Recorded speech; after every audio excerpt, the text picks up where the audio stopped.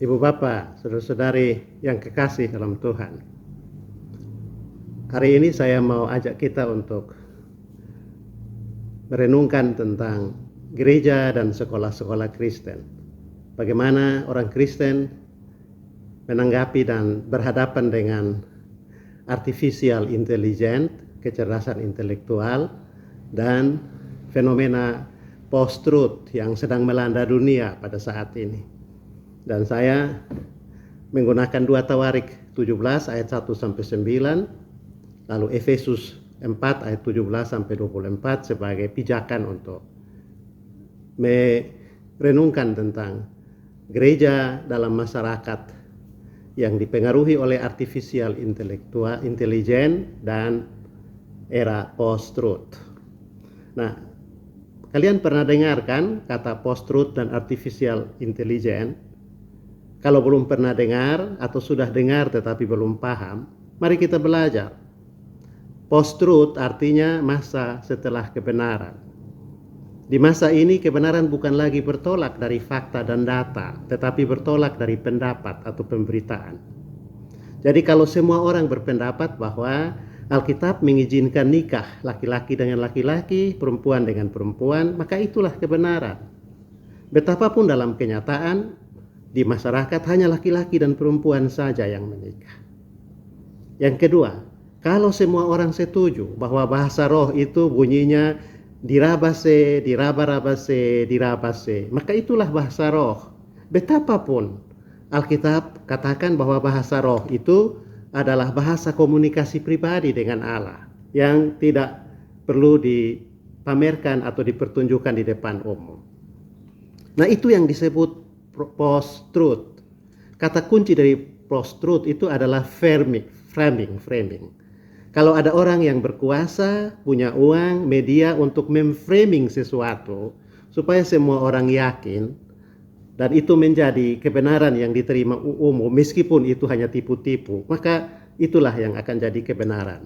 Di masa post-truth, kebenaran adalah hasil rekayasa, baik oleh penguasa, pengusaha, atau mereka yang memiliki kepentingan untuk menggiring opini. Itu seperti apa yang akan terjadi selama proses pemilu, yaitu kampanye. Orang memframing seorang tokoh. Itu post-truth. Nah, bagaimana dengan artificial intelligence? Artificial intelligence artinya kecerdasan buatan. Kita sedang hidup dalam peradaban di mana pengetahuan dan kecerdasan itu tidak lagi tersimpan di kepala dan di dalam jiwa atau batin manusia. Teknologi telah berkembang begitu rupa sehingga manusia tidak lagi perlu menyimpan data dan informasi di kepala, dalam raga dan batin, tetapi dalam alat-alat elektronik seperti kalkulator, komputer, bahkan juga di Google. Dan anak-anak sekarang cukup hanya bertanya apa saja kepada Om Google. Dan dalam hitungan detik jawaban akan tersedia. Inilah artificial intelligence. Om Google menyimpan semua pengetahuan dalam otaknya yang disebut cloud atau tanta cloud, nama modern untuk awan pengetahuan. Memang ada baiknya juga, yaitu kecerdasan buatan itu memberi kita pengetahuan yang sangat banyak. Orang tidak peduli lagi dengan susah-susah payah untuk belajar, menyimpan pengetahuan di otak dan di dalam batinnya. Toh ada Om Google dan tanta cloud yang siap untuk membantu asal saja punya smartphone dan ada paket internet. Tetapi ada juga sejumlah masalah di kecerdasan buatan. Pengetahuan dan kecerdasan itu terpisah dari diri, kepribadian dan perilaku. Satu hal yang belum terbayangkan sebelumnya. Di Jepang misalnya, ada ibadah di hari Minggu yang dipimpin bukan lagi oleh pendeta secara langsung. Tapi di malam Sabtu, pendeta sudah membuat rekaman video memimpin ibadah hari Minggu. Paginya, waktu jemaat sudah berkumpul di gereja, rekaman itu diputar ulang. Pendeta muncul di layar besar, memimpin kebaktian secara daring. Pendeta sendiri barangkali sedang tidur di kamarnya. Nah, ini yang terjadi di mana kalau pengetahuan dan kecerdasan itu dilepaskan dari diri, kepribadian dan perilaku hidup. Begini, saya minta mahasiswa menyebut nama anak kedua Rahel yang dilahirkan bagi Yakub. Tidak ada orang yang tahu mahasiswanya. Beberapa menit kemudian ada yang angkat tangan menjawab Benyamin. Ya, karena dia sudah lihat di Om Google. Ya, saya tanya lagi, bagaimana cara kelahiran Benyamin dan apa yang terjadi ya dengan Rahel ketika selesai melahirkan Benyamin? Tidak ada yang tahu. Setelah 5 menit pun tidak ada jawaban. Karena Om Google memang tidak tahu jawabannya. Nah, itu dia kecerdasan buatan hanya menyiapkan kita dengan informasi di permukaan saja. Pengetahuan yang mendalam dan bermakna tidak dapat pada kecerdasan buatan. Tapi itu hanya bisa kita pelajari melalui belajar secara tekun, menjalani tahap-tahap alami seperti bersekolah, dibimbing oleh guru, membaca buku-buku, mempraktekkan pengetahuan itu dalam masyarakat dan kegiatan-kegiatan sosial. Nah, ini juga sama dengan hidup beriman dan bertumbuh dalam hal percaya kepada Tuhan. Hidup dalam relasi yang benar, yaitu penyembahan kepada Allah, harus dijalani dengan pengetahuan yang mendalam dan pengenalan yang benar akan kehendak Allah dan pekerjaan-pekerjaannya. Berada di hadirat Tuhan, tetapi tetap tinggal dalam kebodohan atau hanya tahu sepotong-sepotong, bisa membawa kita kepada kefasikan dan penyembahan berhala. Lihat saja apa yang terjadi di KKR Malam Pentakosta di Kupang, 16 Juni 2023. Banyak anggota gereja yang hanya tahu sepotong-sepotong, belajar dari Om Google tentang iman. Maka ketika Philip Mentova datang membuat framing bahwa bahasa roh itu begini dan baptisan ulang itu yang menyelamatkan dan baptisan selam, maka semua orang terhipnotis karena hanya belajar dari kecerdasan intelektual. Tuhan memang tidak memberi syarat agar kita cerdas baru diselamatkan, agar manusia memiliki gelar dan kemampuan akademik yang mumpuni supaya dijadikan anak-anaknya.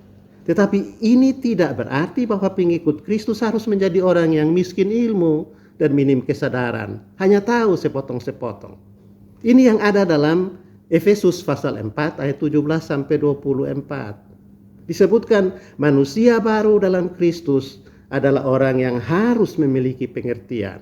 Artinya tidak lagi percaya pada tahyul atau kebenaran yang di framing atau juga hanya tahu sepotong-sepotong. Pengikut Kristus harus bersikap kritis terhadap berbagai pendapat dan praktek-praktek yang kelihatannya menarik, tetapi sebenarnya mengandung godaan dan kesesatan. Jadi amatlah penting manusia baru itu belajar. Salah satu sifat gereja menurut pengakuan iman adalah apostolikam ecclesia, yaitu terus hidup sebagai murid yang belajar, seperti para rasul. Anselmus dari Canterbury di abad ke-11 membuat sebuah pernyataan yang indah, faith seeking understanding. Karena itu amatlah penting bagi gereja untuk memperhatikan dunia pendidikan dan membantu sekolah-sekolah Kristen agar bisa terus mengajarkan hal-hal yang baik dan benar kepada generasi muda secara mendalam dan memberi pengertian yang utuh tentang pengetahuan akan kebenaran. Ada 2 titik yang menjadi dasar bagi kekuatan gereja melakukan pengajaran, yaitu pertama, iman atau percaya dari anggotanya kepada Allah, dan yang kedua, kecerdasan dan kepandaian dari anggota gereja untuk membaca tanda-tanda zaman dan perubahan peradaban. Nah, ini yang ditegaskan oleh Yesus dalam Matius 28 ayat 19-20. Baptislah mereka dalam nama Bapa, Anak, dan Roh Kudus, dan ajarlah mereka. 2 poin ini. Baptisan dilakukan dalam liturgi ibadah, sedangkan mengajar berlangsung di sekolah yang diselenggarakan gereja. Latihan untuk kuat dalam iman dan percaya diperoleh ketika kita ada dalam liturgi peribadatan pada hari Minggu. Sedangkan latihan untuk membuat pikiran menjadi cerdas dan pandai itu kita peroleh di sekolah. Artinya gereja mengurus isi hati kita, sedangkan sekolah mencairkan isi kepala kita. Ya, jadi gedung gereja dan gedung sekolah harus mendapat perhatian yang sama bagi orang Kristen dalam urusan pembangunan jemaat. Orang Kristen akan mengalami banyak kemunduran apabila hanya memperhatikan hal ibadah liturgi saja dan mengabaikan pendidikan dan pengajaran di sekolah. Dalam era kecerdasan buatan yang dampak buruknya lebih destruktif, Karena hanya akan melahirkan generasi yang tahu sepotong-sepotong, pengertian yang dangkal, gereja perlu membenahi pendidikan di sekolah-sekolah Kristen supaya memberi pengetahuan yang utuh dan pengertian yang mendalam. Gereja perlu memfasilitasi sekolah, tempat belajar, ya, sama seperti gereja juga memfasilitasi ruang ibadah dengan berbagai-bagai perlengkapan, termasuk perlengkapan teknologi untuk melaksanakan pengajaran. Karena kecerdasan buatan itu menjadi musuh yang sangat kuat bagi kehidupan beriman. Begitu juga artificial intelligence. Sekolah yang memiliki perangkat teknologi yang baik akan membuat anak-anak suka datang ke sekolah. Dan di situ mereka mendapatkan dua hal sekaligus, yaitu mereka tetap belajar dalam atmosfer kontak personal dengan guru dan sesama teman belajar, sehingga ada bela rasa dan ada kepekaan sosial, tapi mereka juga belajar untuk melek teknologi dan tidak ketinggalan, sehingga tidak bisa ditipu daya atau terdaya oleh berbagai-bagai artificial intelligence dan kebenaran post-truth. Ini kesempatan bagi gereja untuk tidak menjerumuskan generasi muda dalam kecerdasan yang dangkal seperti yang ditawarkan oleh artificial intelligence dan tipu muslihat di era post-truth. Nah, jadi orang Kristen tidak bisa lagi diskriminatif terhadap dunia pendidikan. Kalau di gedung gereja ada lebih dari 2 LCD, padahal hanya untuk ibadah yang berlangsung 2 jam dalam seminggu. Mestinya pemimpin-pemimpin gereja, majelis jemaat juga memperlengkapi tiap ruang kelas dengan LCD karena berguna untuk anak-anak belajar 6 jam sehari. Juga tidak terlalu banyak faedah untuk memasang CCTV di gedung gereja. Karena yang datang ke gereja untuk ibadah pasti datang dengan niat yang kudus dan suci. Sekolah-sekolah lah yang membutuhkan CCTV untuk membuat orang-orang belajar perbaharui dan menjaga perilakunya. Nah, dari sini Bapak Ibu Saudara-saudara jemaat yang kekasih, kita bisa belajar dari Raja Yosafat seperti yang disaksikan dalam 1-2 Tawarik 17. Negara baru kuat dan maju kalau ibadah dan penyembahan akan Allah dibenahi. Serentak dengan itu pendidikan warga dan kecerdasan rakyat diperkuat. Dan itu yang dilakukan Yosafat, Raja Yehuda. Ada 2 perubahan besar yang terjadi di Israel saat Yosafat menjadi raja. Itu karena Yosafat memperhatikan secara seimbang hal beribadah dan menyembah Tuhan serta hal pendidikan dan kecerdasan rakyat yang dia pimpin. Kita baca bahwa Yosafat memperkuat kerajaannya dengan menghancurkan bukit-bukit pengorbanan dan berhala-berhala. Orang Israel diperintah untuk beribadah hanya kepada Yahweh dan berpusat di Yerusalem. Tetapi Yosafat sadar bahwa rutinitas datang ke bait Allah untuk membawa korban dan ibadah belum cukup membuat kerajaan menjadi kuat. Rakyat juga harus dibimbing untuk cerdas, pintar, berilmu, dan cakap melakukan analisa sosial berhadapan dengan perkembangan dunia pada waktu itu. Dan itu sebabnya Yosafat mengangkat banyak pejabat, petugas, pegawai di istana, lalu dikirim ke desa-desa untuk mengajar dan menularkan kecerdasan kepada rakyat.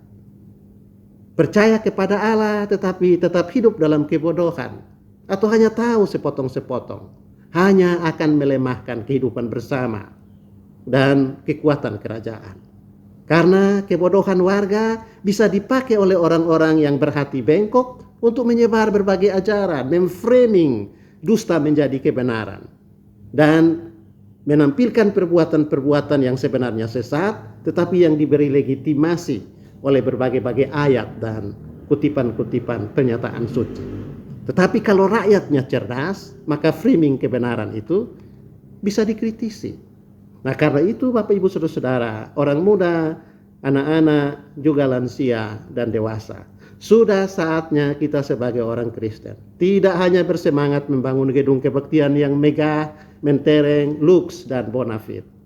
Perhatian kepada sekolah-sekolah Kristen juga perlu. Kalau kita ingin agar di masa depan anak-anak kita tidak dengan mudah diombang-ambingkan oleh berbagai angin pengajaran, fenomena post-truth dan kecerdasan buatan yang makin ramai menyerbu kehidupan kita lewat media sosial hanya bisa dilawan dengan memperkuat lembaga-lembaga pendidikan dan pengajaran yang dibangun oleh sekolah-sekolah. Gereja karena itu perlu lebih serius lagi memperhatikan pelayanan di bidang pendidikan melalui sekolah-sekolah dan juga memperhatikan guru-guru fasilitas sekolah untuk bisa menjadi ruang pembelajaran yang mendalam, menanggapi post-truth dan juga artificial intelligence. Selamat menjalani hidup percaya di tengah masyarakat yang penuh dengan tantangan. Tuhan memberkati kita.